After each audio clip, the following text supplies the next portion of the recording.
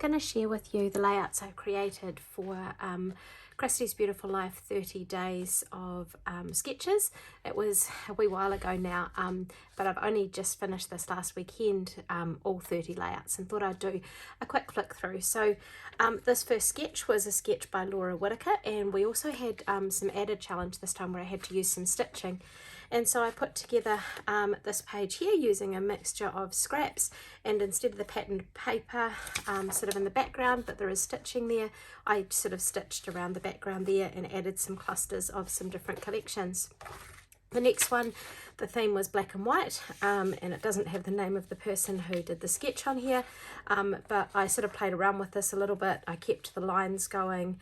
The title's not that long, and a journaling card, and so a few other bits and pieces in there with some shimmer brush work at the back. This sketch was beautiful, and the idea was layering. So I cut a circle out on the Cricut, stitched around it, layered up some more scraps of paper, a stamped title that I fussy cut around, and some of the gorgeous Close to My Heart wooden flowers. Now, this collection here was one of my favorites from 2021. Next one was the sort of theme was a white background, and instead of circles I did some stitched flowers. So this was a cut file from Confessions of a Paper Addict, lots of little stamps, a mixture of colours at different points there, and some wooden flowers. Next up, it was a themed collection and a non-themed layout. So this collection here was very much sort of that pumpkin harvest autumn collection, and this photo was actually taken of my daughter in sort of midsummer riding her bike. She doesn't look very happy, but I do miss her face, like up there. And next up we have Fussy Cutting was the theme, and this was our sketch. Oops, it's upside down. And so I sort of took the two clustered elements and I grabbed some stamped florals and stuck them on. A little bit of journaling, and so a layout there, and there was some distress, some texture paste and things put through here with some black colour in there. Next up was a multiple photos, was the theme, and that was the sketch. So I pulled up multiple photos of my cat enjoying some catnip, a bit of paintwork, a bit of stamping in the background there, and white pen on black paint. Next up was something you've been hoarding, and I have boxes and boxes of layouts waiting for albums to go into, and even page covers, and I pulled up a few different title pieces that I'd been hoarding as well. And yes, following that sketch, this is a great way to use up lots of zip strips. Next up, the thing was stickers, and it was another sort of double cluster page. I have turned the sketch like that. So I've turned that around and used lots of little house stickers and hearts and houses and more little hearts, and even lots of little words and bits and pieces there from a variety of collections.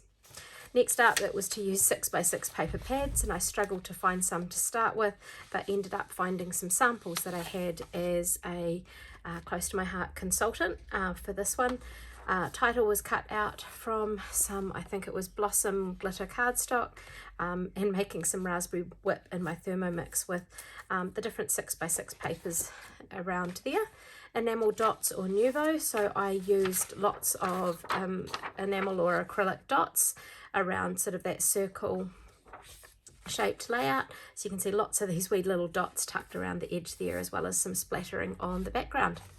Next up, it was to use a cut file, and I used Confessions of a Paper Addict stitched heart cut file in the background, and then pulled in some of the different layers, tied up one of the new ribbon, the new colour of the year, and pulled a lot of that colour of the year in as well from Close to My Heart for that one. Next up, it was stars, and the sketch was very star orientated. So again, another cut file from Confessions of a Paper Addict gave me sort of that starburst feel with more stars around the page. Our clever cat loves his treats, and they're one of the drawers, and he's worked out how to open the drawers just to get to the treats. So I love the design of this layout with sort of that simple clustered area, and I have pulled up some of that using some sort of stencils that sort of smudged a bit, and some stitching, as well as some wooden and acrylic shapes. And this title was one cut on my die cut machine, not on the Cricut. Pattern paper background, something I do anyway, and this is a photo of the much younger me, and using the Candid Moments collection from Close to My Heart, and some painting in the background, and lots of the cute stickers from that collection as well. The next theme was rainbow, so I took that rainbow shape as well as some rainbow colours into that page there, and I was using inspiration from the cake that's my son's got there on his 4th birthday, and he claims he never had any birthdays, but never mind. So we've got sequins here, was the thing to use, and the layout was sort of that across one there. So there's that same little boy that was a bit grumpy on the previous page, trying to give me some flowers that he picked, and I was probably telling him off for picking them as well. But anyway, he was offering them to me and pulled up lots of sequins on the side there. So this one was a selfie image, so I grabbed a recent selfie. For the snowflakes, I grabbed lots of stitch circles from Close to My Heart. For this, I smeared the Distress Oxides across the page for a bit of a background there, and pulled in some more of the Candid Moments. Something old from your stash, and I'm just wondering what the something old is in here.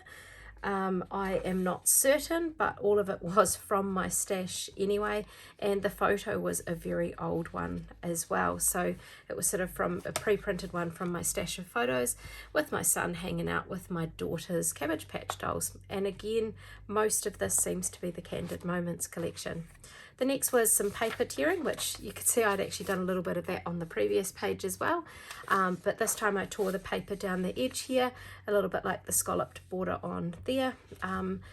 Seeing a few more of the Candid Moments colours come out. Now it looks like these might be cut out from the paper, or they are stickers on some sort of cardstock there, mounted up on the foam tape, and some of the wooden embellishments as well from Candid Moments.